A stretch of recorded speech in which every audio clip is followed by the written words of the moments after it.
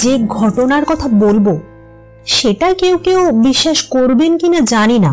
সত্যি কথা বলতে কি, এটা বিশ্বাস করবার মতো কথাও নয়। বিংশ শতাব্দীতে কলকাতা শহরে বসে এমন ঘটনার ধারণাও করা অসম্ভব।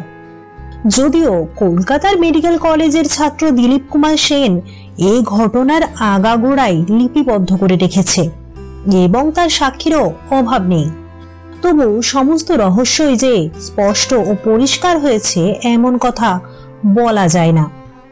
যেসব ঘটনা অলৌকিক, পার্থিব জগতে তাদের অস্বাভাবিকতার যুক্তিসঙ্গত কারণ আবিষ্কার করা সহজ নয়।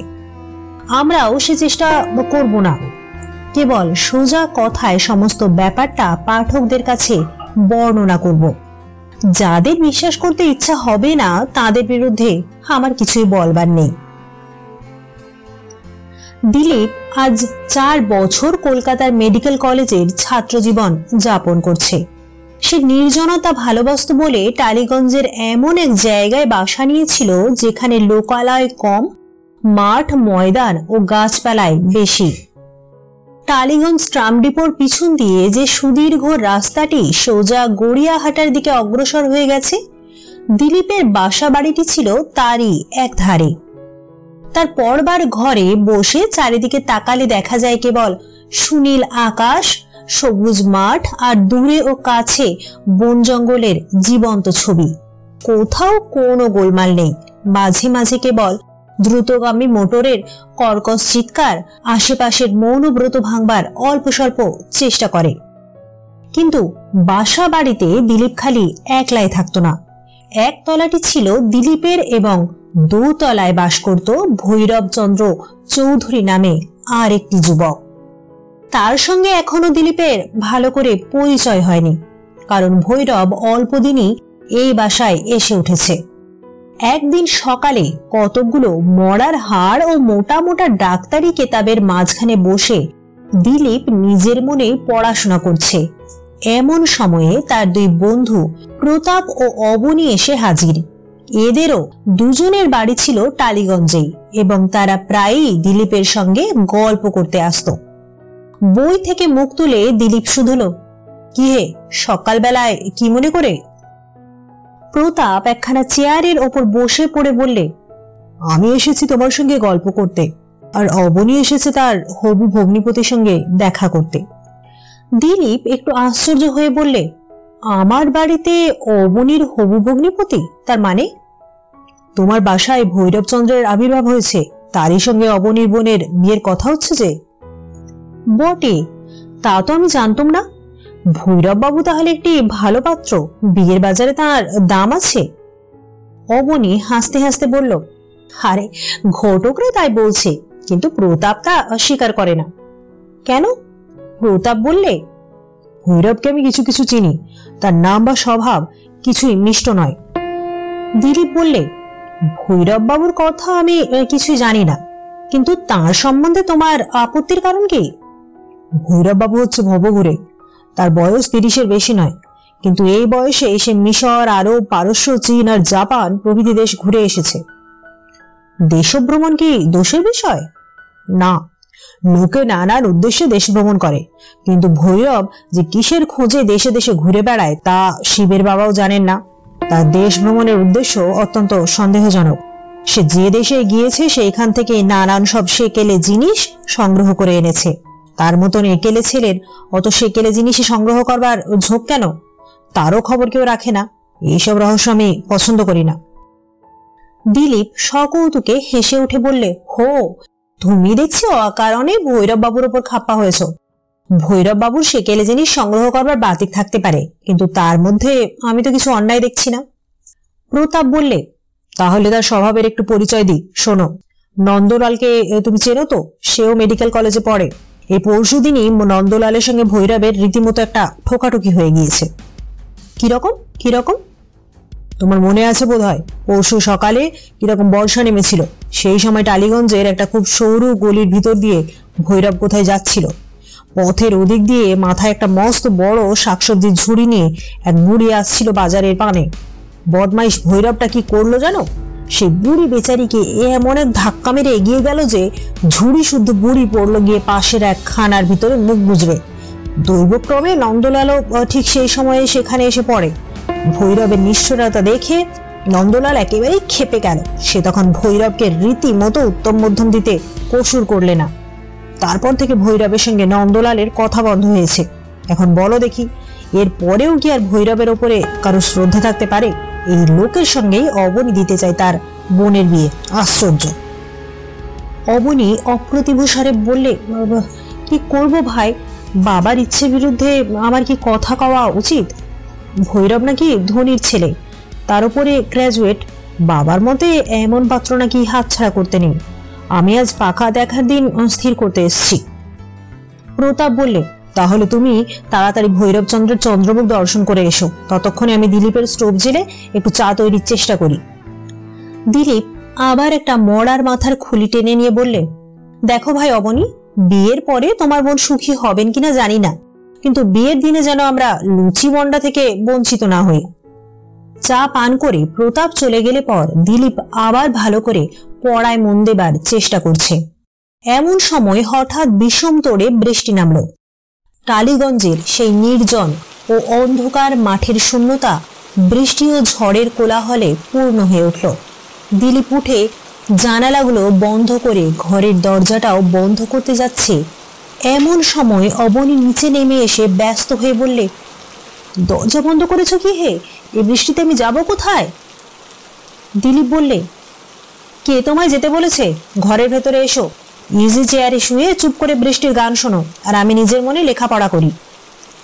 অবনী ঘরে ঢুকে ইজি চেয়ারে বসে পড়ে বললে, এই বাদলায় রাখো তোমার লেখাপড়া, এসো খানিকটা গল্প গুজব করা যাক।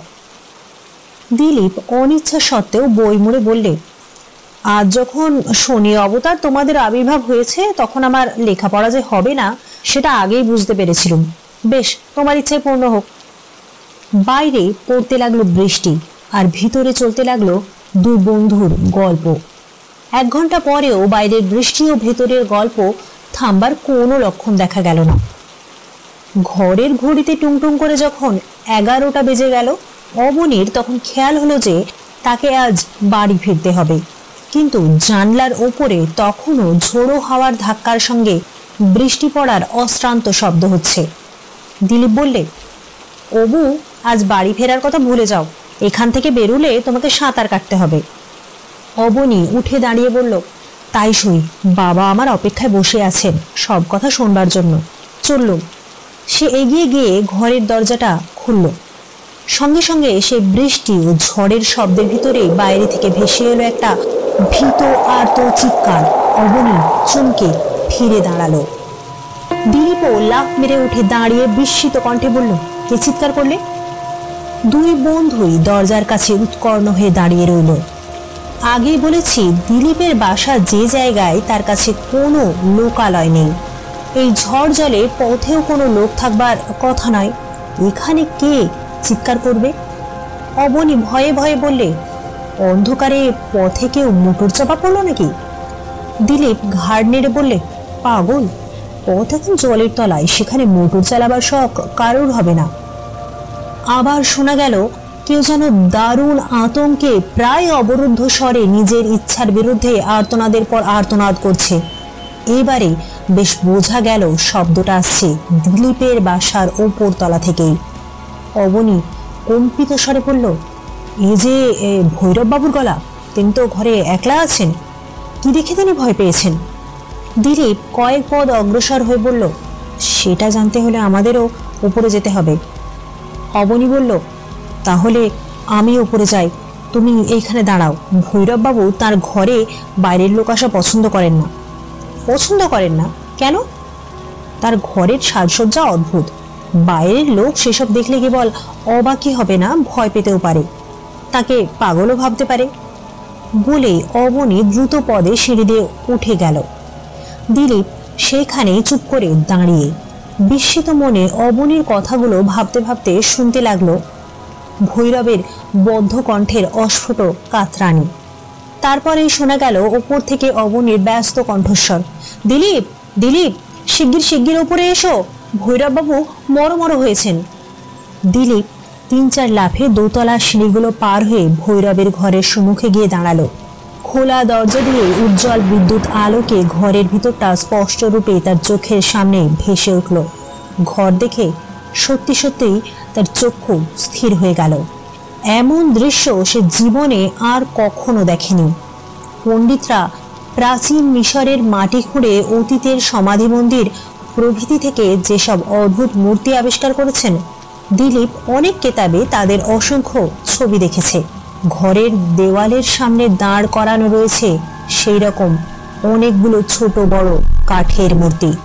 মূর্তিগুলোর চেহারা মানুষের মতোই, কিন্তু তাদের কারোর মাথা ষাঁড়ের মতো, কারোর মাথা সারস পাখির মতো, কারোর বা বিড়াল কি পেঁচার মতো। এরাই ছিল প্রাচীন মিশরের দেবদেবী। ঘরের কড়িকাঠ থেকে ঝুলছে একটা কুমিরের মৃতদেহ। দিলীপ জানত কুমিরও ছিল প্রাচীন মিশরীয়দের কাছে দেবতা স্থানীয়।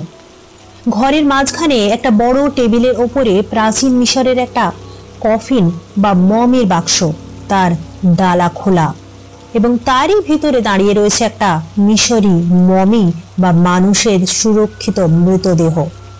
কলকাতার জাদুঘরে দিলীপ একটা মমি দেখেছিল। সেটা হচ্ছে কয়েক হাজার বছর আগেকার একটি মিশরীয় নারীর মৃতদেহ। সে মরাটার দেহ কলকাতার স্যাঁতস্যাঁতে আবহাওয়ায় এসে শীঘ্রই জীর্ণ হয়ে পড়েছে। তাই আগে সেটা দাঁড় করানো ছিল বটে, কিন্তু এখন তাকে শুইয়ে রাখতে হয়েছে। জাদুঘরের ওই মমিটা হচ্ছে স্ত্রীলোকের মৃতদেহ।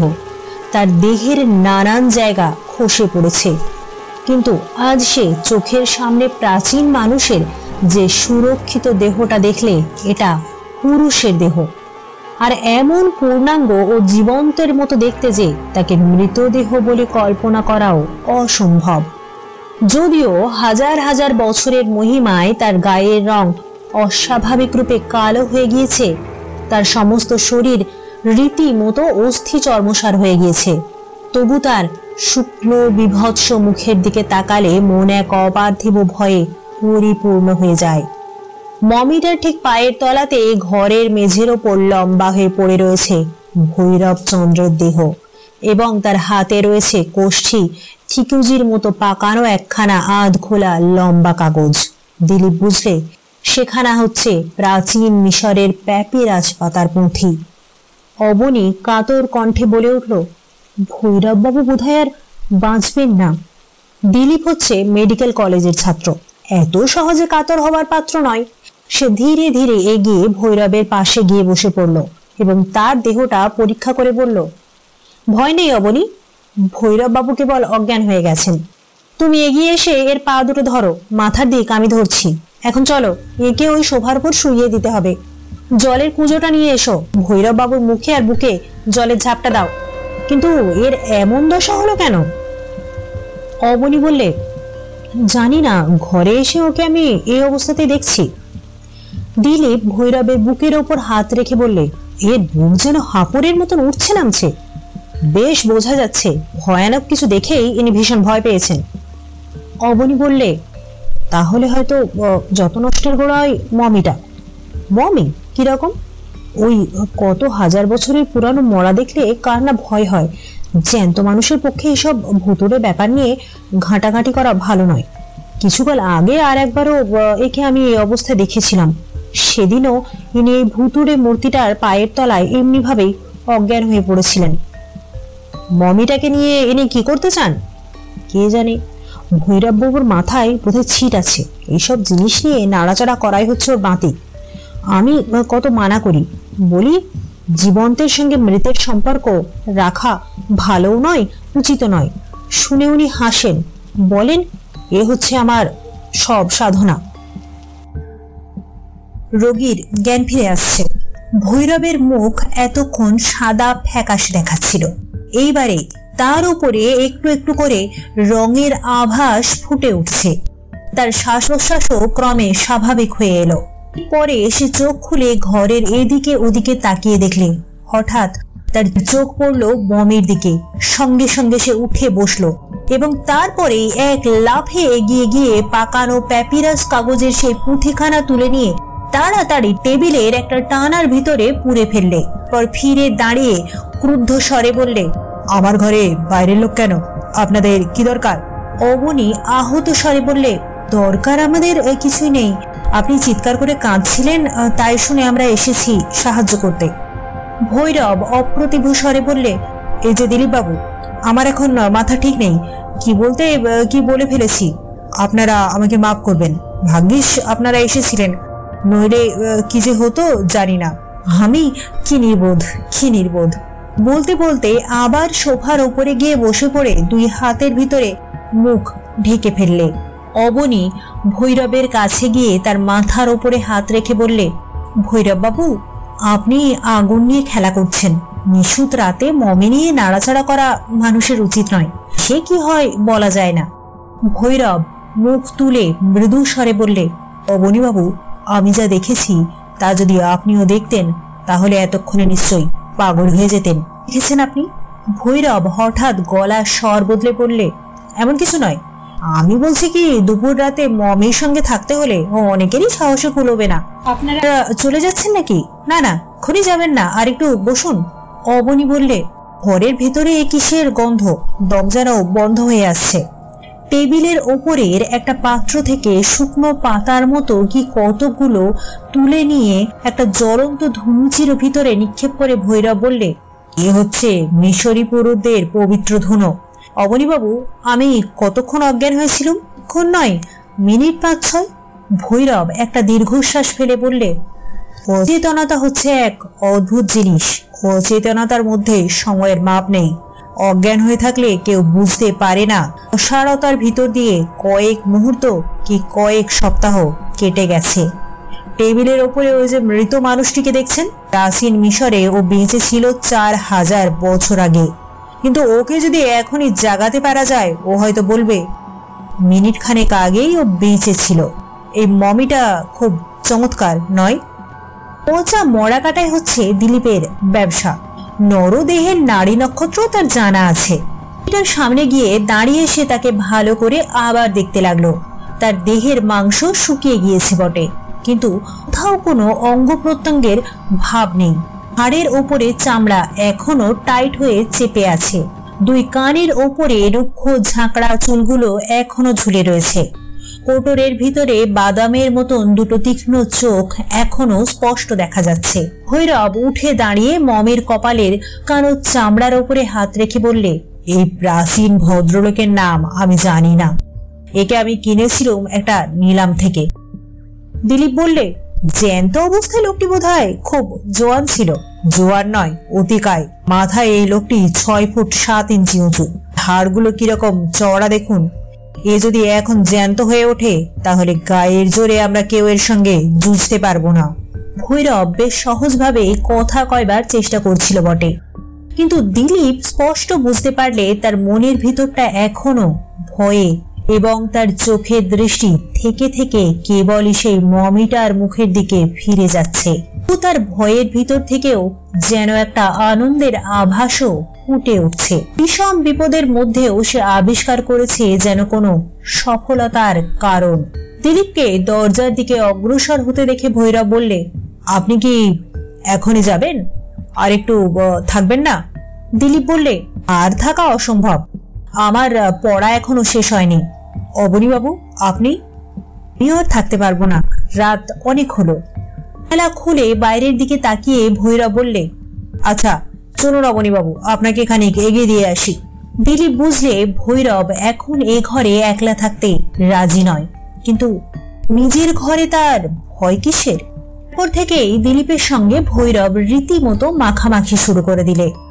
যদিও দিলীপ খুব মিশুক লোক ছিল না এবং ভৈরবের কর্কশ স্বভাব তার বিশেষ ভালো লাগতো না, তবু সাধারণ ভদ্রতার অনুরোধে ভৈরবের সঙ্গে তাকে অল্প বিস্তর মেলামেশা করতেই হলো। ভৈরব প্রায়ই তার কাছ থেকে নানা শ্রেণীর বই পড়বার জন্য নিয়ে যেত এবং সেও মাঝে মাঝে তার কাছ থেকে ভালো ভালো বই চেয়ে আনত। এইভাবে দিন কয়েক পরে পরিচয় কিঞ্চিত ঘনিষ্ঠ হলে দিলীপ বুঝলে যে নানা বিষয়ে ভৈরব হচ্ছে অসাধারণ পণ্ডিত। জ্ঞানে বিজ্ঞানে দিলীপ তার কাছে প্রায় শিশু। প্রাচীন মিশর সম্বন্ধে তার যে বিশেষজ্ঞ লোক বোধহয় সারা ভারতবর্ষে নেই। দিলীপ একদিন কৌতূহলী হয়ে জিজ্ঞাসা করলে, ভৈরববাবু, প্রাচীন মিশরীরা মরাকে মমি করে কবর দিত কেন? ভৈরব বললে, প্রাচীন মিশরের বিশ্বাস ছিল আত্মা অমর। পৃথিবীর মৃত্যুর পরে আর অনন্ত জীবন আরম্ভ হওয়ার আগে দেহ ছেড়ে আত্মা কিছুকাল আলাদা হয়ে থাকে বটে, কিন্তু তারপর আবার পার্থিব দেহের ভিতরেই ফিরে আসে। তার দেহের এই পুনর্মিলনের আগেই নশ্বর দেহ পাছে নষ্ট হয়ে যায়, সেই ভয়ে মিশরীরা নানা রকম রাসায়নিক প্রক্রিয়ার সাহায্যে দেহকে চিরস্থায়ী করে রাখবার তারা দেহকে কফিনে পুড়ে কেবল গোড় দিয়েই নিশ্চিন্ত হতো না। আত্মা যেদিন আবার দেহের ভিতর ফিরে আসবে, তখন তার জীবনযাত্রা নির্বাহের জন্যে কবরের ভিতরে খাবার দাবার, কাপড় চোপড়, খাট বিছানা, তৈজসপত্র প্রভৃতি যা কিছু দরকার সবই রেখে দিত। রাজা, রাজরা আর সম্ভ্রান্ত ব্যক্তিদের মৃত্যু হলে তাদের দাস দাসীদেরও দেহের সঙ্গে কবরে যেতে হতো, অর্থাৎ হত্যা করে দেহগুলো কবরে পাঠানো হতো, যাতে করে দেহের ভিতরে ফিরে এসে রাজার আত্মা লোকাভাবে কষ্ট না পায়। এই বিশ্বাস সত্যি বলে মনে করেন? আমি কি সত্যি বলে ভাবি সে কথা শুনে কি হবে? তবে প্রাচীন মিশরের পুরুতরা যে মমিকে বাঁচিয়ে তোলবার মন্ত্র জানত, এটা হয়তো মিথ্যে নয়। এ মন্ত্র এখন আর কেউ জানে না। প্রাচীন মিশরে যে অদ্ভুত মানুষরা বাস করত, তাদের কেউ আর বেঁচে নেই। মমি রূপে নষ্ট হয়নি কেবল তাদের দেহগুলো, তবে পুরানো প্যাপিরাস পাতার গুটানো পুঁথিতে মরা জাগানো মন্ত্রতন্ত্র এখনো পাওয়া যেতে পারে। সেরকম পুঁথি এখন অত্যন্ত দুর্লভ। আপনি প্রাচীন মিশরের ভাষা জানেন? জানি। তাদের মরা জাগানো মন্ত্র আপনি কখনো পড়েছেন? এই সৌভাগ্য আমার হয়নি বলেই ভৈরব অন্য প্রসঙ্গ তুললে, কিন্তু সে প্রসঙ্গটাও হচ্ছে মমির প্রসঙ্গ। সে বললে, প্রাচীন মিশরের মানুষরা তাদের সভ্যতা আর অনেক গুপ্ত কথা নিয়ে পৃথিবী থেকে চিরকালের মতো লুপ্ত হয়ে গেছে বটে। মমিদের জ্যান্ত মানুষ করে তোলবার বিদ্যাও আজ কেউ জানে না বটে, কিন্তু মিশরের পুরানো গোরস্থানের মধ্যে আজও যে দেহহীন আত্মারা জীবন্ত হয়ে আছে, মিশর সম্বন্ধে বিশেষজ্ঞ অনেক বিলাতি পণ্ডিত এই বৈজ্ঞানিক যুগেও সে সন্দেহ প্রকাশ না করে পারেন না। বিলাতি সংবাদপত্র প্রায় পড়া যায়, কৌতূহলী সাহেব ভ্রমণকারীরা মিশর থেকে মমি কিনে বিলাতে নিয়ে গিয়ে নানান অলৌকিক কাণ্ড দেখেছেন, আশ্চর্য সব বিপদে পড়েছেন। কবর থেকে বার করে আনলে মমি যে অভিশাপ বহন করে আসে, এ কথা তো এখন চলতি বিলাতি প্রবাদের মতো হয়ে দাঁড়িয়েছে। যেসব বিখ্যাত সাহেব পণ্ডিত মাটি খুঁড়ে প্রাচীন মিশরের কবর ঘেটে তছনছ করেন, তাদের অনেকেই যে পরে নানা দৈব দুর্ঘটনায় অপঘাতে মারা পড়েন, এই কথাও সবাই জানে। এইসব দেখে শুনে স্বীকার করতে হয় যে আজ আমরা যাদের মমি দেখি, তাদের আত্মা এখনো মরেনি। নিজেদের পার্থিব দেহকে এখনো তারা ভালোবাসে এবং সুযোগ পেলেই আবার সেই দেহে ফিরে আসতে চায়। আমরা হিন্দু, আমরাও প্রাচীন জাতি, আর আমরাও আত্মার অমরতায় বিশ্বাস করি। দেহের প্রতি মমতা থাকলে পাছে আত্মা পৃথিবী ছাড়তে না যায়। হয়তো সেই ভয়ে হিন্দুদের শাস্ত্র বিধান হয়েছে আগুনে পুড়িয়ে মৃতদেহকে একেবারে ধ্বংস করে ফেলতে। সময়ে সময়ে দিলীপের মনে হতো ভৈরবের মধ্যে উন্মাদ রোগের অপূর্ব লক্ষণ দেখা দিয়েছে। একদিন কথা কইতে কইতে হঠাৎ সে উচ্ছ্বসিত কণ্ঠে বলে উঠলে, মঙ্গল আর অমঙ্গলকে নিজের অধিকারে আনতে পারা, ওহ সে কি সৌভাগ্য! স্বর্গের দেবতা আর নরকের দানবকে যদি আমার হাতের মুঠোয় পাই, তাহলে আমি পৃথিবী শাসন করতে পারি। আর একদিন সে বললে, অবনীর বোনকে আমি বিয়ে করব বটে, কিন্তু অবনী কোনো কর্মেরই নয়। ও মানুষ হিসাবে অবনী ভালো লোক, আকাঙ্ক্ষা আছে, সে তার যথার্থ বন্ধু হতে পারবে না। সে আমার বন্ধু হবার যোগ্য নয়। আজ কদিন থেকে তাকে আবার একটা নতুন রোগ ধরেছে। দিলীপ নিচে থেকে প্রায় শুনতে পায় উপরের ঘরে একলা বসে ভৈরব নিজের সঙ্গে নিজেই কথা কয়। গভীর রাতে দিলীপ পড়াশোনা করছে। উপরের ঘরে বাইরের জনপ্রাণী নেই, অথচ চারিদিকের নিস্তব্ধতার মধ্যে শোনা যায় ভৈরব খুব মৃদু স্বরে প্রায় ফিসফিস করে আপন মনে কথাবার্তা করেছে। তার এই অদ্ভুত অভ্যাসে বিরক্ত হয়ে দিলীপ একদিন বললে, ভৈরব বাবু, নিজের সঙ্গে নিজে এই গল্প করতে কি আপনার খুব ভালো লাগে? ভৈরব চমকে উঠে বললে, আমি আমি কি নিজের সঙ্গে গল্প করি? না না, আপনি ভুল শুনেছেন। কিন্তু দিলীপ ভুল শোনেনি। শীঘ্রই সে প্রমাণ পাওয়া গেল। সে হচ্ছে দিলীপের পুরানো চাকর। সে একদিন বললে, বাবু, একটা কথা জিজ্ঞেস করব, উপরের ঘরের ওই বাবুটির মাথা কি খারাপ হয়ে গেছে? কেন? তো তাই মনে হয়, ঘরে কেউ থাকে না, অথচ তিনি কথা বলেন কার সঙ্গে।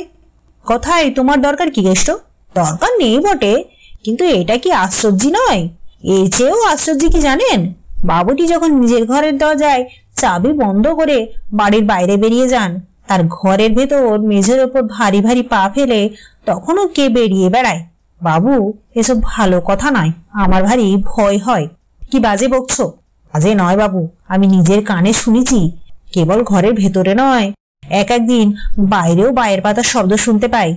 একদিন হলো কি, আমি উঠোনের কোণে আমার ঘরের সামনে বসে তামাক সাজছি। তখন সন্ধে উতরে গেছে, উঠোনের দিকটা অন্ধকার ছিল না বলে সদর দরজায় খিল দিয়ে রেখেছি। হঠাৎ শুনলাম সিঁড়ি দিয়ে কে নেমে আসছে। কেউ নেই, তবু সিঁড়ি দিয়ে কে নামে? আমি শুধুলুম, কে যায়? পেলুম না, কিন্তু উঠোনের যেখানটা অন্ধকার সেখানে শুনলুম কার পায়ের শব্দ। তারপরেই দুম করে সদরের খিল খুলে গেল, আর দরজা খুলে আবার বন্ধ হয়ে গেল। এ কি কাণ্ড বাবু! কেষ্ট, ভৈরব বাবু নিশ্চয়ই তোমার অজান্তে বাসায় ছিলেন, বেরিয়ে গিয়েছিলেন তিনি। তাহলে তিনি সাড়া দিলেন না কেন? তার খুশি হলে আর একটা কথা বলি, শুনুন। ভৈরব বাবুর খাবার আসে রোজ হোটেল থেকে, জানেন তো? এতদিন দুবেলা একজনের জন্য খাবার আসতো, কিন্তু হোটেলের চাকরের মুখে শুনলুম আজকাল রোজ রাতে খাবার আসে দুজনের জন্যে। ভৈরব বাবু একলা, আর ঘরে রাত্রে দুজনের খাবার যায় কেন? ভৈরব বাবুই তো, তার খিদে বেশি, একজনের খাবারে কুলোয় না। তার খিদে কি রাত্রে বাড়ে? সকালে তো দুজনের খাবার আসে না, আর আগে তো তার এমন রাক্ষসী খিদে ছিল না। হঠাৎ তার রাতেই খিদেই বা বাড়লো কেন? যখন থেকে এই আশ্চর্য পায়ের শব্দ পাচ্ছি, তার খিদে বেড়েছে তখন থেকেই। তো তুমি একটি রাবিশ। বিশ্বাস করছেন না, কি আর বলবো। দিলীপ অবাক হয়ে ভাবতে লাগলো, ভৈরব যখন ঘরে থাকে না তখন কে সেখানে চলাফেরা করতে পারে? ভৈরব কি তার ঘরের ভিতরে অন্য কোনো লোককে লুকিয়ে রেখেছে? আর লুকিয়ে বা থাকবে কেন? কেষ্ট যে এই দুজনের খাবারের কথা বললে, সেটাই বা কি ব্যাপার? যদি ধরি ভৈরবের ঘরে কেউ লুকিয়ে আছে আর দুজনের খাবার আসে সেই জন্যই, তাহলে রোজ সকালেও দুজনের খাবার আসে না কেন? সকালে সে কি উপোস করে থাকে? সবই যে ধাঁধার মতন গোলমেলে কাণ্ড। ঠাট্টা করে উড়িয়ে দিলুম বটে, কিন্তু আমাকেও যে ভাবিয়ে তুললে। ভৈরব নেমে এসে দিলীপের সঙ্গে গল্প করছিল। কথা কইতে কইতে দিলীপ স্পষ্ট শুনতে পেলেও দোতলার ঘরের মেঝে কার পদশব্দে কেঁপে কেঁপে উঠছে। কে যেন ভারী ভারী পা ফেলে পায়চারি করে বেড়াচ্ছে। দুম করে ওপরের দরজার আওয়াজ। দিলীপ সচমকে বলে উঠল, কি আপনার ঘরের দরজা খুললো কি বন্ধ করলো? ভৈরব এক লাফে উঠে পড়ে একান্ত অসহায়ের মতো দাঁড়িয়ে রইলে। তার মুখের ভাব দেখে মনে হলো সে যেন ভয়ও পেয়েছে এবং দিলীপের কথা বিশ্বাস করতে পারছে না। থেমে থেমে বললে, ঘরের দরজা নিশ্চয়ই আমি তালা দিয়ে এসেছি, সে বিষয়ে কোনো সন্দেহ নেই। অসম্ভব। শুনুন ভৈরব বাবু, সিঁড়ির ওপরে পায়ের শব্দ শুনতে পাচ্ছেন? কে নিচে নেমে আসছে। ভৈরব বেগে বাইরে ছুটে গিয়ে দিলীপের দরজার পাল্লা দুখানা চেপে বন্ধ করে দিলে এবং দ্রুত পদে সশব্দে সিঁড়ি বেয়ে ওপরে উঠতে লাগলে। সিঁড়ির মাঝামাঝি উঠে তার পায়ের শব্দ হঠাৎ, তারপর শোনা গেল ফিসফিস করে কথার আওয়াজ। খানিক পরে আবার দোতলা ঘরের দরজা বন্ধ হওয়ার শব্দ হলো। তারপর ভৈরব নিচে নেমে এসে ফের যখন দিলীপের ঘরে ঢুকলে, তখন তার কপাল বেয়ে নেমে আসছে ঘামের দর দর ধারা। অবসন্নের মতো চেয়ারের ওপর বসে পড়ে ভৈরব হাঁপাতে হাঁপাতে বললে, না, অত ছাড়া কুকুরটার কাণ্ড আর কি। সেই দরজাটা খুলে ফেলেছিল, আমি তালা বন্ধ করতে ভুলে গিয়েছিলাম কিনা।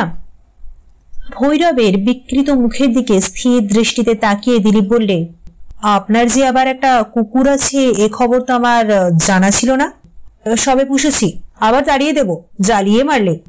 আমিও কুকুর ভালোবাসি, একবার তাকে আনুন না, দেখব। বেশ তো, তবে আজ নয়, আজ আমার একটা জরুরি কাজ আছে, এখনই বাইরে যেতে হবে। তাড়াতাড়ি বেরিয়ে গেল।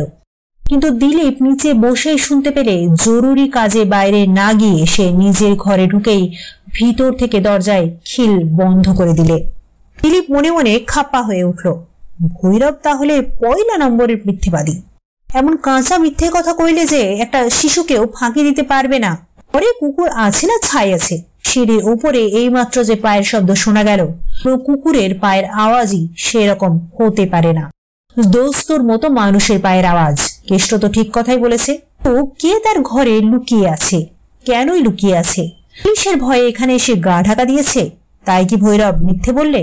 কিন্তু যে লোক পলাতক আসামিকে নিজের ঘরে লুকিয়ে রাখে তার সঙ্গে তো আর কোনো সম্পর্ক রাখাই উচিত নয়। শেষটা কি সেও পুলিশ মামলায় জড়িয়ে পড়বে? মনে মনে ভৈরবকে বয়কট করবার প্রতিজ্ঞা করে দিলীপ অ্যানাটমির একখানা মস্ত বই টেনে নিয়ে পড়তে বসলো। খানিক পরে আবার পড়ায় বাধা পড়ল। এর শব্দে মুখ তুলে দেখে ঘরের মধ্যে প্রতাপের আবির্ভাব হয়েছে। পাশে বসে পড়ে প্রতাপ বললে, দিলীপ, তুমি একটি আস্ত গ্রন্থকীট, দিনরাত খালি পড়া আর পড়া আর পড়া। এদিকে পরশু আমাদের ইলিয়েট সেলের খেলা, সে কথা কি তোমার মনে নেই? টিমে কি আমি আছি? নিশ্চয়ই, সিলেকশন হয়ে গেছে আজই। তুমি খেলবে রাইট লাইনে, কাল মাঠে গিয়ে প্র্যাকটিস করে এসো। তো আজ বিদেয় হও দেখি, আমাকে পড়তে দাও। আর কোনো খবর নেই তো? একটা খবর আছে, তোমাকে সেদিন নন্দলাল আর ভৈরবের ঝগড়ার কথা বলেছিল, মনে আছে তো? কাল নন্দলাল ভীষণ বিপদে পড়েছিল। কি বিপদ? নন্দলাল কাল মাঠের রাস্তা দিয়ে সন্ধ্যার সময় বাড়ি ফিরছিল, এমন সময় হঠাৎ কে তাকে আক্রমণ করে। সেইটাই তো বলা মুশকিল। নন্দলালের মতে সে মানুষ নয়, অবশ্য তার গলায় নখের আঘাতে যে গভীর ক্ষত হয়েছে, মানুষের নখে সেরকম ক্ষত হওয়া সম্ভব নয়। তবে কি নন্দলালের ঘাড়ে ভূত চেপেছিল? ভূত কিচ্ছু নয়, আমার বিশ্বাস চিড়িয়াখানা বা কোনো খেলাওয়ালার দল থেকে ওরাং ওটাঙ্গি শিম্পাঞ্জির মতো কোনো বড় জাতের বানর বাইরে বেরিয়ে পড়েছে। এ কীর্তি তারই। নন্দলাল রোজ ওই পথ দিয়ে ঠিক ওই সময়ে বাড়ি ফেরে। সেখানে পথের ওপরে একটা ঝাঁকড়া বট গাছ অন্ধকার সৃষ্টি করে ঝুঁকে পড়েছে। নন্দলাল যখন তার তলা দিয়ে আসছিল, ঠিক তখনই সেই অজানা জীবটা হঠাৎ তার ঘাড়ের ওপর ঝাঁপিয়ে পড়ে। নন্দলালের বিশ্বাস সে সেই গাছের ডাল থেকেই তার কাঁধের ওপরে অবতীর্ণ হয়েছিল। পিঠের ওপরে পড়েই জীবটা দুই হাত দিয়ে তার গলা প্রাণপণে চেপে ধরে। নন্দলালের মনে হচ্ছিল কে যেন ইস্পাতের ফিতে দিয়ে তার গলা চেপে ধরেছে। সে কিছুই দেখতে পেলে না, কেবল সে ভীষণ হাত দুখানা তার গলার চারধারে চাপের ওপর চাপ দিতে থাকে। আর এর ভয়ে সে আকাশ ফাটানো আর্তনাদ করে ওঠে এবং তার চিৎকার শুনে কোথা থেকে দুজন লোক ছুটে আসে। তাদের দেখে সে জীবটা চিতাবাঘের মতো ক্ষিপ্র গতিতে একটা পাঁচিলের ওপর লাফ মেরে অদৃশ্য হয়ে যায়। নন্দলাল শুধু অনুভব করেছে একজোড়া লৌহ হস্তের মৃত্যুবাঁধন আর একটা মস্ত বড় অপচ্ছায়া, এছাড়া আর সে কিছুই জানে না। দিলীপ বললে, হয়তো সে কোনো খুনে ঠগির হাতে পড়েছিল। কিন্তু নন্দলাল বলে তা নয়, তার মতে যে তাকে আক্রমণ করে গলা টিপে ধরেছিল তার হাত দুখানা বরফের মতো কনকনে ঠান্ডা, কোনো জীবের স্পর্শই সেরকম শীতল হয় না। নিশ্চয়ই এটা তার মনের ভ্রম, কিন্তু বেচারি ভয়ে একেবারে মুষড়ে পড়েছে। তোমার বন্ধু ভৈরবচন্দ্র নন্দলালকে যেরকম ভালোবাসে, বোধহয় এ খবরটা শুনলে আনন্দে নৃত্য করতে থাকবে। আমি তাকে খুব চিনি, সে কোনো শত্রুকে ক্ষমা করে না। এতএব সাবধান, কোনোদিন তাকে ঘাঁটিও না। দিলীপ বললে, সে আমার মিত্রও নয়, শত্রু নয়, তার সঙ্গে সামান্য পরিচয় হয়েছে, তাকে আমার ঘাঁটাবার দরকার কি? তোমার কথা তুমিই বুঝবে, আমি শুধু বলে খালাস। কেবল এইটুকু মনে রেখো, তার কাছ থেকে যত তফাতে থাকতে পারো ততই ভালো। এই বলে প্রতাপ ঘর থেকে বেরিয়ে গেল। আবার পড়ায় মন দেবার চেষ্টা করলে, কিন্তু তার মন তখন এমন চঞ্চল হয়ে উঠেছে যে ডাক্তারি কেতাবের কোনো কথা এসে যেন দেখতে পেলে না।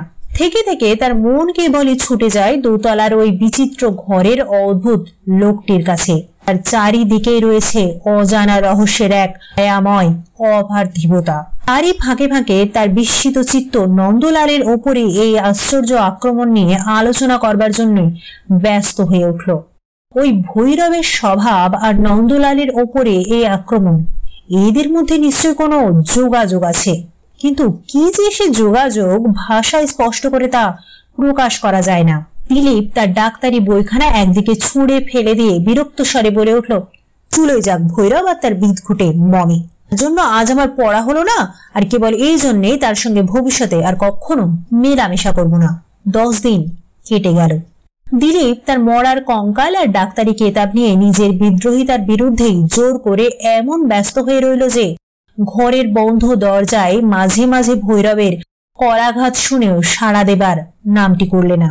সে এসে হয়তো সেখানে মিশর আর তার গুপ্ত রহস্য নিয়ে এমন সব আজগুবি গালগল্প জুড়ে দেবে যে শুকনো ডাক্তারি কিতাবের সমস্ত কথায় ভুলে যেতে হবে। একদিন সে বাইরে বেরোবার উদ্যোগ করছে, এমন সময়ে তার খোলা দরজা দিয়ে দেখতে পেলে তার বন্ধু অবনী অত্যন্ত উত্তেজিত ভাবে দালানের ওপরে নেমে এলো এবং তার পিছনে পিছনে ছুটে এলো রুদ্র মূর্তিতে ভৈরব চন্দ্র। ভীষণ ক্রোধে তার মুখ হয়ে উঠেছে হিংস্র জন্তুর মতো কদাকার। ভৈরব সাপের মতন ফোঁস করে বলে উঠল, নির্বোধ, এর প্রতিফল পাবি। অবনী চেঁচিয়ে বললে, যা হয় হবে, কিন্তু তোমার সঙ্গে আজ থেকে সব সম্পর্ক তুলে দিলুম। আমি আর তোমার কোনো কথাই শুনবো না, কিন্তু তুমি যা প্রতিজ্ঞা করেছো সেটা মনে রেখো। হ্যাঁ হ্যাঁ, প্রতিজ্ঞা আমি মনে রাখবই, কারুকে কোনো কথাই বলবো না, কিন্তু এরপরে আমার বোনের সঙ্গে তোমার বিয়ে হওয়া অসম্ভব। তার চেয়ে আমার বোনকে গঙ্গা জলে ডুবিয়ে মারবো। আমি আর তোমার মুখ দেখতে চাই না। এই বলেই অবনী হনহন করে দালান পেরিয়ে বাড়ির বাইরে চলে গেল। দিলীপ ঘরের ভিতর থেকে সব দেখলে, সব শুনলে, কিন্তু বাইরে বেরিয়ে ওদের গোলমালে যোগ দিতে তার ইচ্ছা হলো না। ভৈরবের সঙ্গে কোনো কারণে অবনীর ঝগড়া হয়েছে এবং সে তার বোনের সঙ্গে ভৈরবের বিয়ের সম্পর্ক ভেঙে দিলে দিলীপ এইটুকু বেশ বুঝতে পারলে। তারপর সে জামা কাপড় পরে বেরিয়ে পড়ল এবং বাইরে গিয়েও এই কথায় তার বারংবার মনে হতে লাগলো, ভৈরবের সঙ্গে অবনীর এমন ঝগড়া হলো কেন। সেদিন ছিল ইলিয়টসেলের ফাইনাল। গড়ের মাঠে মোহনবাগান গ্রাউন্ডে নানান কলেজের ছাত্ররা এসে গগনভেদী কোলাহলে উচ্ছ্বসিত হয়ে উঠেছে। দিলীপদের কলেজের সঙ্গে আজ মেট্রোপলিটন কলেজের প্রতিযোগিতা। খেলার আগেই দুই পক্ষের পৃষ্ঠপোষকদের মধ্যে রীতিমতো একটা বাক্যযুদ্ধ হয়ে গেল। চলচ্চিত্রে সেই দৃশ্যটি গ্রহণ করলে দর্শকরা চমৎকার একটি কৌতুক নাট্যের রস উপভোগ করতে পারে। খেলার শেষে দিলীপ যখন ইউনিফর্ম ছেড়ে বাড়িমুখ হয়েছে, কোথা থেকে হঠাৎ অবনী এসে তার সঙ্গ নিলে। অবনী বললে, ভাই দিলীপ, সেদিন ব্যাপার কতটা তুমিও দেখেছো আর শুনেছো, কিন্তু সেদিন আমার এত রাগ হয়েছিল যে তোমার সঙ্গে কথা না কয়েই চলে এসেছিলাম। সেজন্য কিছু মনে করো না। আমার তো কিছু মনে করবার কোনো কারণ নেই। তো আমার একটি কথা তুমি রাখো, ভৈরব যে বাসায় থাকে সেখানে কোনো ভদ্রলোকের থাকা উচিত নয়। কেন বলো দেখি? অবনী প্রথমটা কোনো জবাব দিলে না। দিলীপের সঙ্গে নীরবে খানিকক্ষণ এগিয়ে এলো, তারপর বললে, কেন যে তোমাকে ওর বাসা ছাড়তে বলছি আমার পক্ষে তার কারণ বলা অসম্ভব। ভৈরবের কাছে আমি প্রতিজ্ঞা করেছি যে কোনো কথাই আমি বলবো না, কিন্তু এইটুকু আমার বলা উচিত যে ভৈরবের কাছে ভদ্র বা অভদ্র কোনো মানুষেরই থাকা নিরাপদ নয়। যে কোনো মুহূর্তে তুমি বিপদে পড়তে পারো, সাংঘাতিক বিপদ। তুমি কি বলছো অবনী? কষ্ট করে তোমাকে আমি কিছুই বলতে পারবো না, কিন্তু ও বাসা ছেড়ে দাও। ভৈরব হচ্ছে অমানসিক মানুষ। সেই যে সেদিন সে অজ্ঞান হয়ে গিয়েছিল, তারপর থেকে আমার মনে কেমন একটা সন্দেহ হয়, আর আমি তাই তাকে চেপে ধরেছিলাম। দিলীপ তখন দায়ে পড়ে সে আমাকে যেসব কথা বললে শুনে আমার মাথার চুল খাড়া হয়ে উঠল। তার উপর ভৈরব বলে কিনা আমাকে তার দলভুক্ত হয়ে সাহায্য করতে। ভাগ্যে যথাসময়ে ভৈরবের আসল চরিত্র টের পেয়েছি। তার সঙ্গে আমার বোনের বিয়ে হয়ে গেলে সর্বনাশী না হতো, ভগবান রক্ষা করেছেন। অবনী, হয় তুমি খুব বেশি বলছো, নয় বলছো খুব কম। আমি কিছুই বলবো না বলে ভৈরবের কাছে প্রতিজ্ঞা করেছি। তুমি যদি জানতে পারো কেউ তার প্রতিবেশীর ঘরে আগুন লাগিয়ে দিতে চায়, তাহলে অঙ্গীকার করেছো বলে কি সে কথা প্রকাশ করবে না? ভৈরবকে আমি ভয় করবো কেন? কারণ সে হিংস্র পশুর মতো ভয়ঙ্কর। হয়তো সে এখনো তোমার কোনো অনিষ্ট করেনি, সাপ কখনো কামড়ায়নি বলে কে সাপের গর্তের পাশে বাস করতে চায়? তুমি ভাবছো ভৈরবের গুপ্ত কথা আমি জানি না? এটা তোমার ভুল। তুমি তো এই কথাই আমার কাছে প্রকাশ করতে চাও না যে ভৈরবের ঘরে আর এক ব্যক্তি বাস করছে। অবনী চলতে চলতে হঠাৎ থমকে দাঁড়িয়ে পড়ল। মহা বিস্ময়ে দিলীপের মুখের পানে তাকিয়ে বলল, তুমি তাহলে জানো? গর্বের হাসি হেসে দিলীপ বলল, তার জানি না, ভৈরব কোনো ফেরারি আসামিকে তার ঘরে লুকিয়ে রেখেছে, এই তো। অবনীর বিস্মিত ভাবটা মিলিয়ে গেল। সে ঘাড় নেড়ে বললে, আমি কিছু বলতে পারবো না, ভৈরব আমার মুখ বন্ধ করে রেখেছে। দিলীপ বললে, আমি আর কিছু শুনতেও চাই না, তবে এটা জেনে রেখো, তুমি ভৈরবকে খারাপ লোক বললে বলেই বাসা ছেড়ে আমি পালাবো না। ও বাসা আমার খুব পছন্দসই। অবনীকে পিছনে রেখে দিলীপ ট্রাম লাইনের দিকে অগ্রসর হলো। তার সেই যুক্তিহীন ভয় দেখে দিলীপ মনে মনে কৌতুক অনুভব করলো। মানুষ হিসাবে ভৈরব বড়জো তার স্বভাবটাই মিষ্ট নয়, তো তার কোনো অস্বাভাবিক বাতিক আছে। এমন বাতিক কত লোকেরই তো থাকতে পারে। মানুষের প্রকৃতি হরেক রকম বলেই তো এই পৃথিবী এমন বিচিত্র। হয়তো ভৈরব তার ঘরের মধ্যে কোনো খুনি আসামিকে আশ্রয় দিয়েছে, তো সেজন্য বাইরের লোক অকারণে মাথা ঘামিয়ে ভয় পাবে কেন? টালিগঞ্জের অমন খাসা বাসা কি ছাড়া যায়? তাই থেকেও সে কলকাতার বাইরে আছে। আর ট্রাম বাস ট্যাক্সির হট্টগোল নেই। পাখির কোরাস শুনে তার ঘুম ভাঙে। এদিকে তাকিয়ে দেখা যায় মাঠের পর মাঠ ভরে সবুজ রঙের স্রোত বইছে, তার উপরে ঝরে পড়ছে নীলাকাশের আলোর ঝর্ণা। দিলীপের এক বন্ধু ছিল, মণিলাল। সে বয়সে কিছুটা ছোট হলেও তার সঙ্গে দিলীপের খুব বনিবনাও ছিল। মণিলাল ধনীর ছেলে এবং দিলীপের মতো সেও নির্জনতার ভক্ত। কলেজের পড়া সাঙ্গ করেও সে সংসারে ঢুকেনি। নিজের প্রকাণ্ড লাইব্রেরি ও ফুলের বাগান নিয়েই দিন কাটিয়ে দিত মনের খুশিতে। দিলীপের বাসা ছাড়িয়ে আরো মাইল দেড়েক এগিয়ে গেলেই তার বাগান ঘেরা সুন্দর বাড়িখানি দেখতে পাওয়া যায়। জায়গাটি অনেকটা পল্লী গ্রামের মতো, তাই বার দুয়েক দিলীপ তার এই বন্ধুটির সঙ্গে আলাপ করতে যেত। অবনীর সঙ্গে তার শেষ দেখা হবার পরদিন সন্ধ্যা 8টার সময়ে দিলীপ ঘর থেকে বেরোলো তার বন্ধু মণিলালের সঙ্গে সাক্ষাৎ করতে। তোমার সময় টেবিলের দিকে চোখ পড়াতে দেখলে তার উপরে পড়ে রয়েছে ভৈরবের কাছ থেকে চেয়ে আনা একখানি দামি বৈজ্ঞানিক বই। দিলীপের মনে হলো ভৈরবের সঙ্গে সে আর মেলামেশা করতে চায় না বটে, কিন্তু তার বইখানি ফিরিয়ে দেওয়া উচিত। বইখানি তুলে নিয়ে সে দোতলায় সিঁড়ি ধরে উপরে উঠলে। ভৈরবের দরজার সামনে গিয়ে তার নাম ধরে দুবার ডাকলে, সাড়া পেলে না। দরজা ঠেলতেই খুলে গেল। উঁকি মেরে দেখলে ঘরের ভিতরে ভৈরব নেই। ভালোই হলো, ভৈরবের সঙ্গে আর কথা কইতে হলো না। বইখানা ঘরের ভিতরে রেখে চুপি চুপি চলে যায়। সে ঘরের মধ্যে ঢুকলো। কমানো রয়েছে বটে, কিন্তু আবছা আলোয় ঘরের সব দেখা যাচ্ছে। সমস্ত ঘরখানার মধ্যে যেন এক অজানা অলৌকিক রহস্য স্তম্ভিত হয়ে আছে। আলোকের অল্পতায় তার ভিতরে এসে দাঁড়ালেই বুকের ভিতরে জেগে ওঠে কেমন একটা অস্বস্তি। দিলীপ এধারে ওধারে চোখ ফিরিয়ে দেখলে ছাদে সেই ঝুলন্ত কুমির, দেওয়াল ঘেঁষে সেই পশু মুন্ডধারী মিশরী দেবদেবীর জটলা এবং মাঝখানে সেই মমির। এর মধ্যে বিভৎস মমিটা নেই। ঘরের চারিদিকে তাকিয়েও দিলীপ সেটাকে দেখতে পেরে না।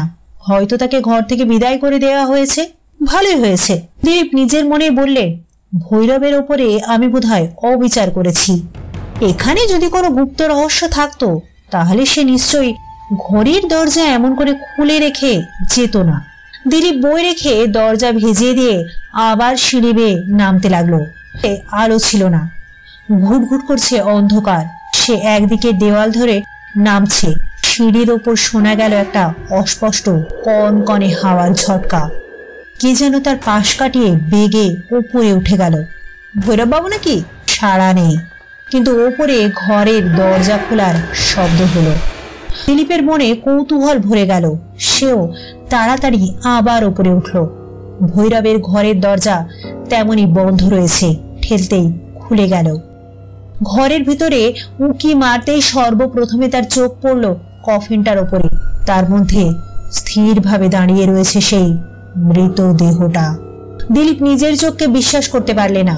আরো 2 পা এগিয়ে গিয়ে ভালো করে তীক্ষ্ণ দৃষ্টিতে দেখলে কফিনের মমি কফিনেই বিরাজ করছে। কিন্তু 3 মিনিট আগে কফিনের ভিতরে যে কিছুই ছিল না, দিলীপ শপথ করে তা বলতে পারে। চোখের ভ্রম, এও কি সম্ভব? সে আড়ষ্ট চোখে সেই বিভীষণ সুদীর্ঘ মৃত মূর্তির পানে তাকিয়ে রইল এবং তার মনে হলো মমির কঠোরগত চোখ দুটো যেন জ্যান্ত চোখের মতো একবার চকচক করে উঠল। দিলীপের হতভম্ব ভাবটা তখনও কাটেনি। হঠাৎ নিচে থেকে প্রতাপের ব্যস্ত চিৎকার শোনা গেল, দিলীপ, দিলীপ, কোথায় তুমি? শিগগির এসো। দিলীপ দ্রুত পদে নেমে গিয়ে দেখলে তার ঘরের সামনে কাতর মুখে দাঁড়িয়ে রয়েছে প্রতাপ। কি হে, ব্যাপার কি? অবনী হঠাৎ জলে ডুবে গেছে, ডাক্তার পাওয়া যাচ্ছে না। আপাতত তুমি হলে চলবে। তাকে জল থেকে তোলা হয়েছে, দেহে এখনো প্রাণ আছে। দেরি করো না, শিগগির চলো। দুজনে তাড়াতাড়ি বাড়ি থেকে বেরিয়ে পড়লে এবং শীঘ্র অবনীর বাড়িতে পৌঁছবে বলে দৌড়তে আরম্ভ করলে। অবনীদের বৈঠকখানায় ঢুকে দেখা গেল চৌকির উপর তার জলসিক্ত অচেতন দেহকে শুইয়ে দেওয়া হয়েছে।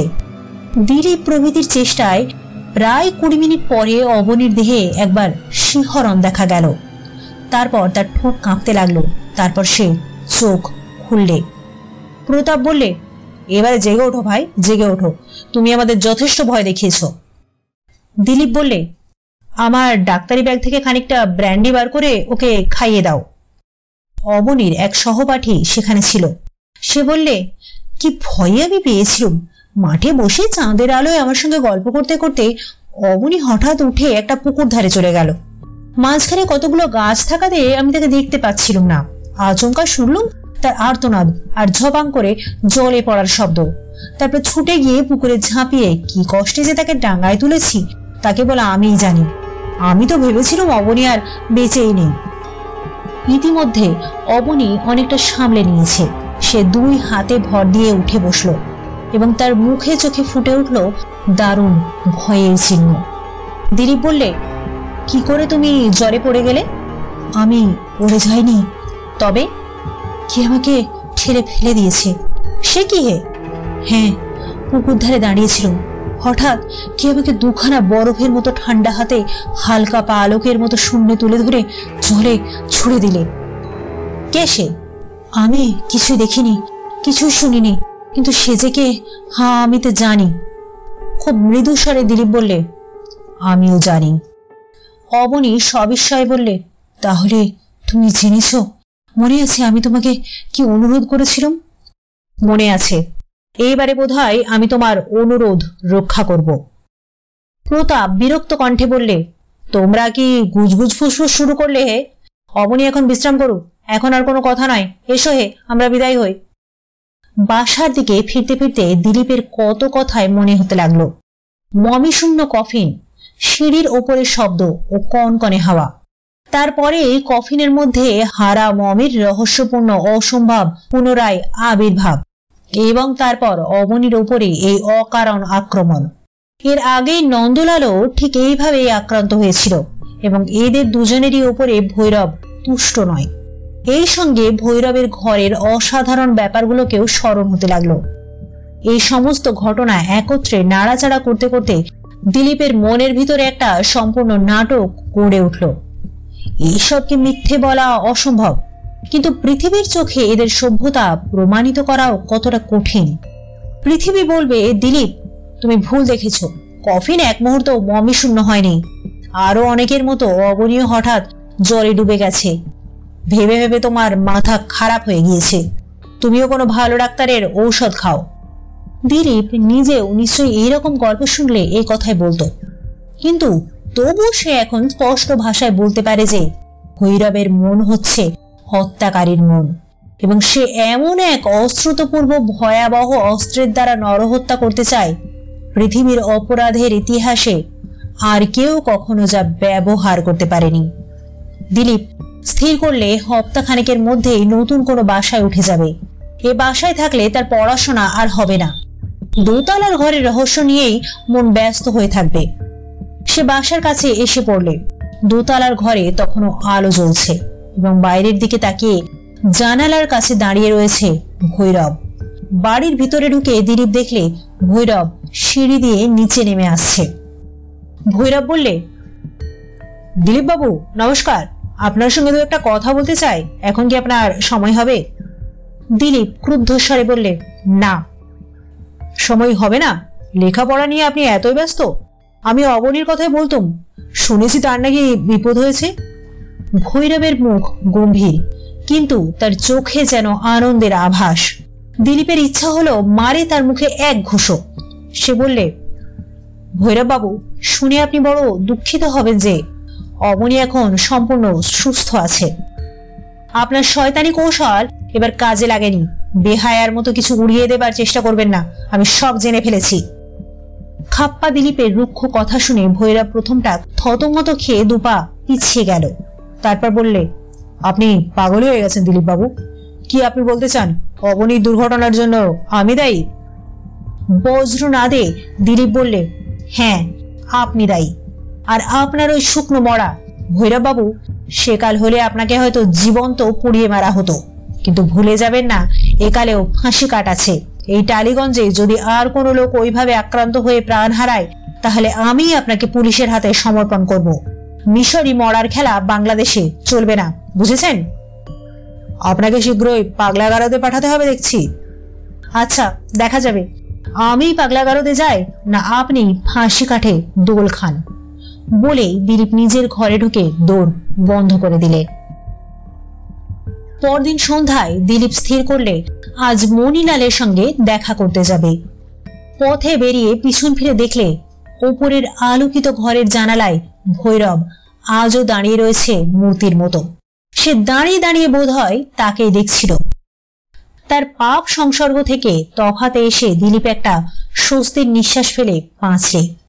দূরে তালকুঞ্জের মাথার ওপর থেকে চাঁদ যেন সকৌতুকে পৃথিবীকে নিরীক্ষণ করছে এবং হালকা বাতাসে ভেসে আসছে শান্ত সন্ধ্যার একটি স্নিগ্ধ গন্ধ।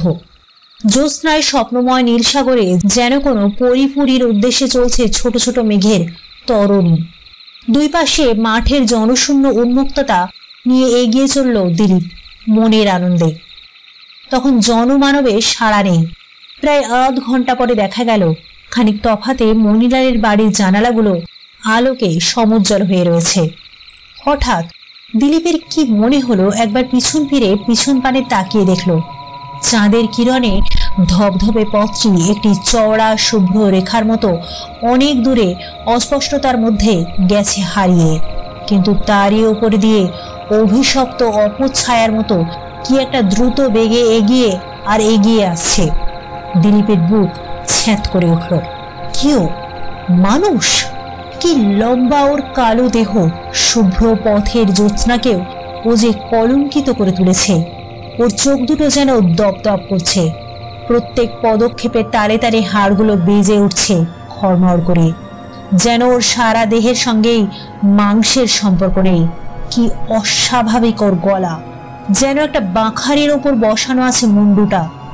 ভয়াবহ সাক্ষাৎ মৃত্যুর মূর্তি ঝড়ের মতো ছুটে আসছে শিকারের দিকে। দিলীপ আর দাঁড়ালে না, মণিলালের বাড়ির দিকে প্রাণপণে ছুটতে লাগলো। কণ্ঠে তার আর্ত চিৎকার, পিছনে মৃত্যু পিশাচ, সামনে আলোকোজ্জ্বল জীবনময় অট্টালিকা। ওদিকে নরক, এদিকে স্বর্গ, কিন্তু মাঝখানে এখনো রয়েছে বিপজ্জনক ব্যবধান। এই পথটুকু আজ কি লম্বায় মনে হচ্ছে, আজ যেন আর এই পথের শেষ আসবে না। কিন্তু পথের শেষ এলো। জীবন্ত মৃত্যু তখন তার কাছ থেকে মাত্র 10 হাত দূরে। জ্বলন্ত চোখে দুখানা অস্থিসার দীর্ঘ বাহু বাড়িয়ে এসে দিলীপকে ধরবার জন্য প্রস্তুত হয়েছে। একটা বাগানের ফটক খুলে দিলীপ আবার ছুটল। বাড়ির দরজা সেখান থেকেও খানিকটা দূরে। সভয়ে শুনলে বিভীষিকা তখনও তার পিছু ছাড়েনি। সেও সশব্দে ফটকটা খুলে ফেললে এবং পিছনে অতি নিকটে তার কঠিন পায়ের শব্দ। দেহের শেষ শক্তিটুকু প্রয়োগ করে দিলীপ তার দ্রুত গতিকে দ্বিগুণ দ্রুত করে তুললে এবং কোন রকমে বাড়ির ভিতরে ঢুকে পড়ে বিকট স্বরে চেঁচিয়ে দরজাটা বন্ধ করে খিল তুলে দিলে। কোথা থেকে ছুটে এসে মণিলাল বললে, কি আশ্চর্য দিলীপ, দিলীপ ব্যাপার কি? দরজার উপরে পিঠ রেখে দাঁড়িয়ে দিলীপ অতি ক্ষীণ স্বরে বললে, আগে আগে এক গ্লাস জল দাও। মণিলাল দৌড়ে গিয়ে তখন এক গ্লাস জল নিয়ে ফিরে এলো। দিলীপ তখন একান্ত অবসন্নের মতো একখানা চেয়ারের ওপর বসে পড়ে হাঁপ সামলাবার চেষ্টা করছে। এই নাও জল। বন্ধু, তোমার একই মূর্তি, মুখ যে একেবারে কাগজের মতো সাদা হয়ে গেছে। দিলীপ সাগ্রহে হাত বাড়িয়ে তার তপ্ত পাথরের মতন শুকনো গলাটা ভিজিয়ে নিলে। তারপর খানিকক্ষণ চুপ করে থাকবার পর বললে, মণিলাল, সব কথা পরে বলছি, আপাতত শুনে রাখো। আজ রাত্রে তোমার বাড়ি হবে আমার শয়ন মন্দির। কাল সকালে আবার সূর্যোদয় না হলে আর এ বাড়ির বাইরে যেতে পারবো না। দিলীপের মুখের দিকে তাকিয়ে মণিলাল বললে, তুমি যা বলবে তাই হবে। আমি তোমার জন্য ব্যবস্থা করতে বলছি। ও কি, উঠে আবার কোথায় যাচ্ছ? দোতলার বারান্দায়, সেখান থেকে চারিদিকের সব দেখা যায়। তুমি আমার সঙ্গে এসো, আমি যা দেখেছি তুমিও তা নিজের চোখে দেখলে ভালো হয়। দোতলার বারান্দায় বেরিয়ে চোখে পড়ল চারিদিকেই চন্দ্রালোকের রাজ্য, যার প্রজা হচ্ছে গাছপালা, লতা পাতা, ফুল ফল। দিলীপ প্রথমে বারান্দা থেকে ঝুঁকে পড়ে বাগানের যতখানি দেখা যায় তার উপরে চোখ বুলিয়ে নিলে। সেখানে দক্ষিণা বাতাসে কেবল ছোট বড় ফুল গাছেরা দুলে দুলে চন্দ্রলেখার স্বপ্ন দেখছে। তারপর সে মাঠের পর মাঠের দিকে এবং সুদীর্ঘ সাদা ফিতের মতো মেঠো পথের দিকে তীক্ষ্ণ দৃষ্টিতে তাকিয়ে দেখলে সেখানেও জনহীন পূর্ণ শান্তির মধ্যে ঘুমিয়ে রয়েছে সুমধুর জ্যোৎস্না। কাছে বা দূরে জীবন্ত কোনো প্রাণীর ছায়া পর্যন্ত দেখা গেল না। মণিলাল বললে, দিলীপ, তুমি কি সিদ্ধি খেয়ে দুঃস্বপ্ন দেখে ভয় পেয়েছ? এখানে এসে কাকে তুমি খুঁজতে চাও? সে কথা তোমাকে বলছি, কিন্তু কোথায় সে গেল, কোথায় ঢুকলো? হ্যাঁ হ্যাঁ, ওই দেখো মণিলাল, ওই দেখো পথটা যেখানে মোড় ফিরেছে, ওইখানে তাকিয়ে দেখো। বলে সে উত্তেজিতভাবে মণিলালের বাহু সজোরে চেপে ধরলে। মণিলাল বললে, হ্যাঁ আমি দেখতে পাচ্ছি। আমাকে দেখাবার জন্য এত জোরে আমার হাত চেপে ধরবার দরকার নেই। হ্যাঁ, ওখান দিয়ে কেউ যাচ্ছে বটে, কোনো মানুষ। দেখলে মনে হয় সে রোগা, কিন্তু ঢ্যাঙা, খুব ঢ্যাঙা। বেশ তো, পথ দিয়ে মানুষ যাচ্ছে, আর মানুষরা চিরকালই পথ দিয়ে চলে, কিন্তু সেজন্যে তোমার এত বেশি ভয় পাবার কারণ কি? কারণ কিছুই নেই, তবে ওই মূর্তিটাই আমাকে ধরবার জন্য পিছনে তাড়া করেছিল। আচ্ছা, তোমার বৈঠকখানায় চলো, সব কথা সবিস্তারে বর্ণনা করছি। দুজনে আবার নেমে বৈঠকখানায় এসে বসল। প্রচুর আলোকে আনন্দময় সেই সাজানো ঘরের একখানা কাউচের ওপর বসে দিলীপ একেবারে গোড়া থেকে শুরু করে শেষ পর্যন্ত সমস্ত ঘটনা একে একে মণিলালের কাছে বর্ণনা করে গেল। ছোটখাটো খুঁটিনাটিটি পর্যন্ত বাদ দিলে না। কাহিনী সাঙ্গ করে এসে বললে, মণিলাল, এ হচ্ছে আমার অভিশপ্ত অভিজ্ঞতার ইতিহাস। এই কাহিনী অসম্ভব বটে, কিন্তু এর প্রত্যেক বর্ণই সত্য। মণিলাল বেশ খানিকক্ষণ স্তব্ধ হয়ে বসে রইল, তার মুখের উপরে একটা হতভম্ব ভাব। তারপর সে ধীরে ধীরে বললে, আমার জীবনে এমন গল্প কখনো শুনিনি।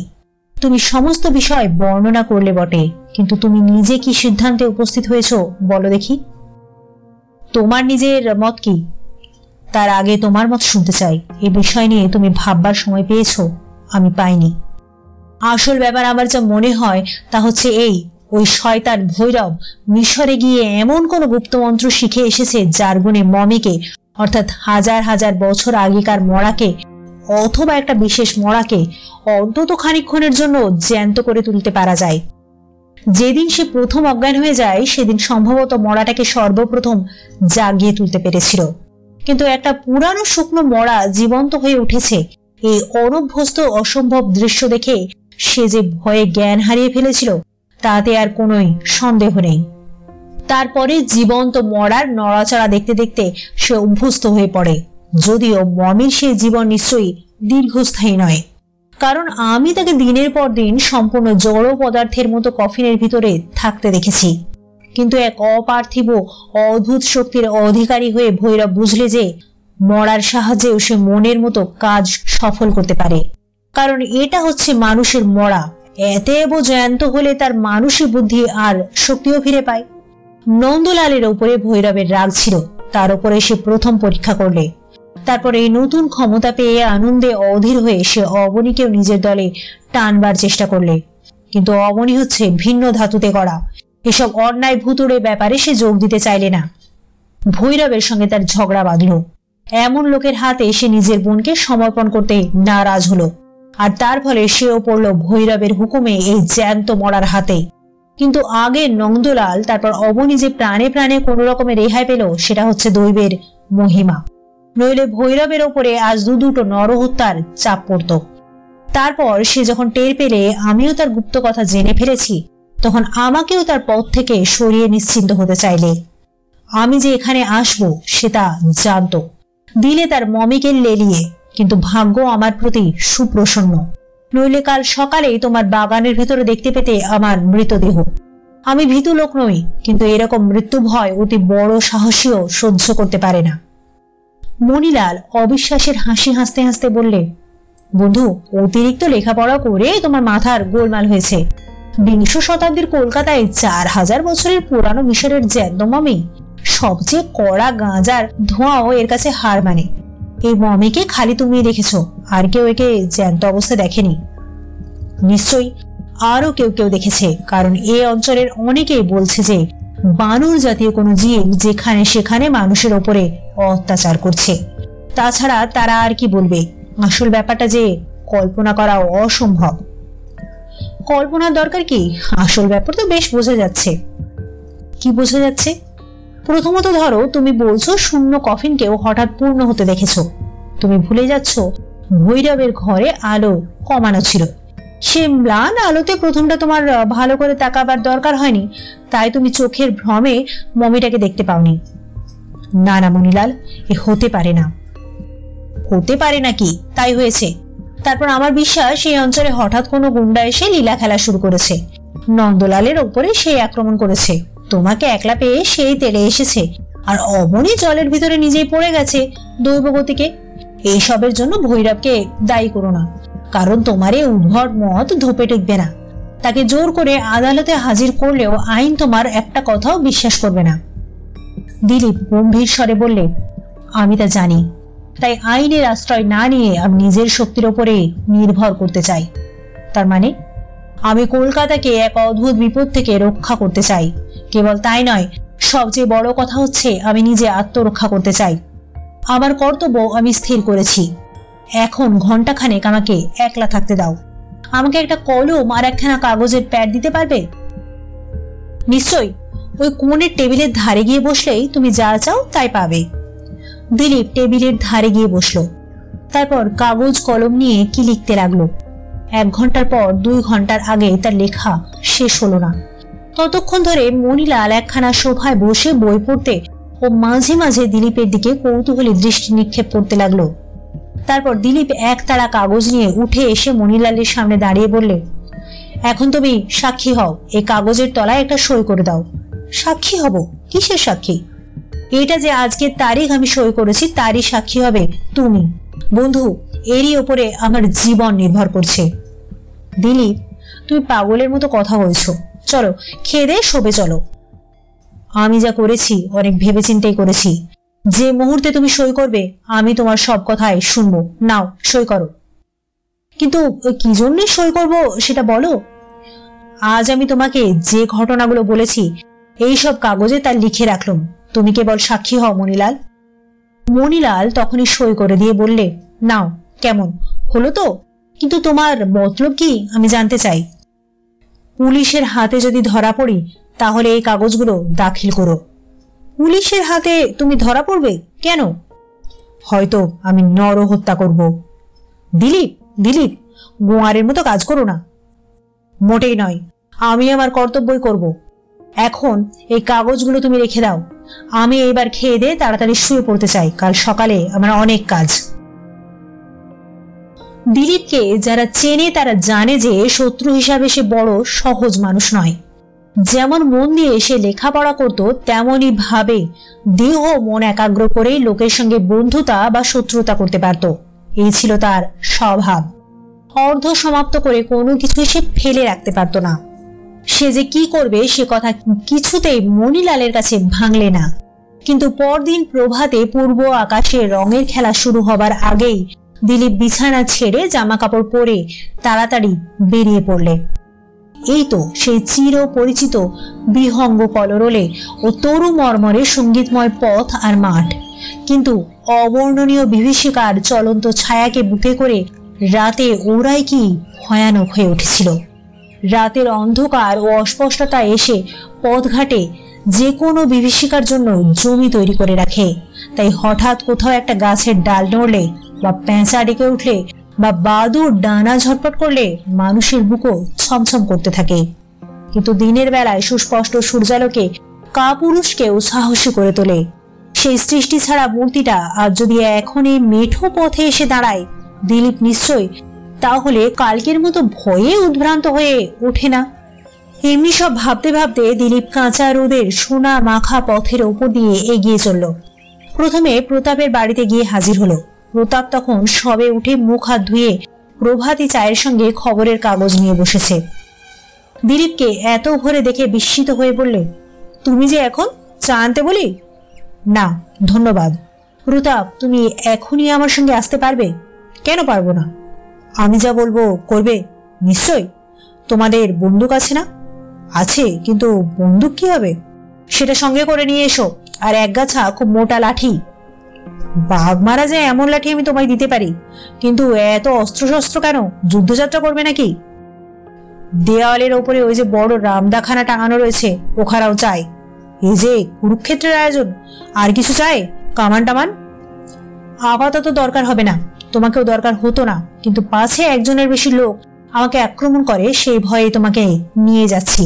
আমরা কেউ শিশু নই, কেউ আক্রমণ করলে নিশ্চয়ই লড়াই করতে পারবো, কি বলো? পারা তো উচিত, কিন্তু এখন বীর দর্পে কোন দিকে যাত্রা করতে হবে বলো? ফোর্ট উইলিয়ামের দিকে? না, আমার বাসার দিকে। তোমার বাসার দিকে? অর্থাৎ ভৈরবের বাসার দিকে। কিন্তু সেজন্য এমন সমরসজ্জার প্রয়োজন কি? ভৈরবকে যদি বধ করতে চাও একটা ঘুষি বা চড় লাথি যথেষ্ট। না প্রতাপ, না, ভৈরব একলা নেই। তাহলে সেও কি সৈন্য সংগ্রহ করেছে? এসব প্রশ্নের জবাব পরে দেব, এখন যা বলি শোনো। বন্দুক আর রামদা নিয়ে আমি ভৈরবের ঘরে ঢুকবো। ওই মোটা লাঠি কাঁধে করে তুমি দরজার বাইরে অপেক্ষা করবে। যদি আমার দরকার হয় তোমাকে আমি ডাকবো, তখন তুমি লাঠি চালিয়ে শত্রু মারতে একটু ইতস্তত করো না। এখন চলো। জো হুকুম জেনারেল। তাহলে আমি কুইক মার্চ শুরু করলাম। ভৈরব টেবিলের সামনে বসে এক মনে কি লিখছিল। দরজা খোলার শব্দে মুখ তুলে দেখলে দিলীপ ঘরে ঢুকে আবার দরজা ভেজিয়ে দিলে। তার পিঠে বাঁধা বন্দুক, হাতে রামদা। প্রথমটা সে হতভম্বের মতো ফ্যাল ফ্যাল করে তাকিয়ে রইল, তারপর বিষম রাগে তার কপালের শিরাগুলো ফুলে উঠল। দিলীপ কফিনটার দিকে তাকিয়ে দেখলে নিঃসার মৃত্যুর আড়ষ্টতা নিয়ে প্রাচীন মিশরবাসী সেই সুদীর্ঘ মানবের মৃতদেহটা কফিনের ভিতরে দাঁড়িয়ে রয়েছে। তার কোটরগত চোখে আজ জাগ্রত দৃষ্টির এতটুকু আভাস নেই। তার মাংসহীন বিবর্ণ চামড়া ঢাকা অস্থিসার দেহের ওপরে শত শত শতাব্দীর কুৎসিত জীর্ণতা মাখানো। লম্বা হাত দুখানা অনাবশ্যক উপসর্গের মতো একান্ত অসহায় ভাবে দেহের দুই দিকে ঝুলছে। যদিও তার কাঁকড়ার দাঁড়ার মতো বাঁকানো নিষ্ঠুর হাতের আঙুলগুলো দেখলে মন যেন দমে যায়, কিন্তু 4000 বছরের ওই পুরানো শুষ্ক মরা যে আবার ওই কফিন ছেড়ে পৃথিবীর সবুজ মাটির ওপরে পদচারণা করতে পারে, এমন সম্ভাবনার কথা শুনলে পাগলও বোধহয় অবিশ্বাসের হাসি হেসে উঠবে। দিলীপ রীতিমতো গদিয়ানি চালে একখানা চেয়ার টেনে নিয়ে বসে পড়ে যেন নিজের মনে বললে, দেখেছি ধুনুচিতে আজ ধুনো পড়ছে না, প্যাপিরাসপুথির মন্ত্রও কেউ পড়ছে না, জন্তুমুখ দেবতাদের পুজোর আয়োজনও নেই, মমিরও ঘুম এখনো ভাঙেনি। ঠোঁট ফাঁক করে হিংস্র দাঁতগুলো দেখিয়ে ভৈরব বলল, দিলীপ বাবুর বোধ হয় ভ্রম হয়েছে, এটা তার নিজের ঘর নয়। দিলীপ বললে, দিলীপ বাবুর ভ্রম হয়নি, তিনি যে একটা হত্যাকারীর আস্তানায় এসেছেন এ জ্ঞান তার আছে। ভৈরব বললে, আমি যদি এখন ফোন করে পুলিশ ডাকি তাহলে ঘরে ঢুকে কি দেখবে তারা? শান্তিপ্রিয় গোবেচারা ভৈরবের হাতে রয়েছে মাত্র একটি ফাউন্টেন পেন, আর মহাবীর দিলীপ বাবুর পৃষ্ঠদেশে বাঁধা দোনালা বন্দুক, আর হাতে চকচক করছে মস্ত খাড়া। দিলীপ গাত্রোত্থান করে বললে, পিঠের বন্দুক এ আমি হাতে নিলুম, আর এই রামদা উপহার দিলুম তোমাকে। এবার তুমিও সশস্ত্র হলে তো? টেবিলের ওপরে স্থাপিত রামদার দিকে স্থির দৃষ্টিতে তাকিয়ে ভৈরব বললে, তারপর রামদার সঙ্গে কি বন্দুকের যুদ্ধ হবে? দিলীপ বুঝতে পারলে ভৈরব মনির ভাব চাপবার চেষ্টা করছে বটে, কিন্তু ভয়ে তার কণ্ঠস্বর কেঁপে কেঁপে উঠছে। সে ধীরে ধীরে উঠে দাঁড়িয়ে বললে, রামদা নিয়ে তুমিও উঠে দাঁড়াও, তারপর ওই মমিটাকে কেটে টুকরো টুকরো করে ফেলো।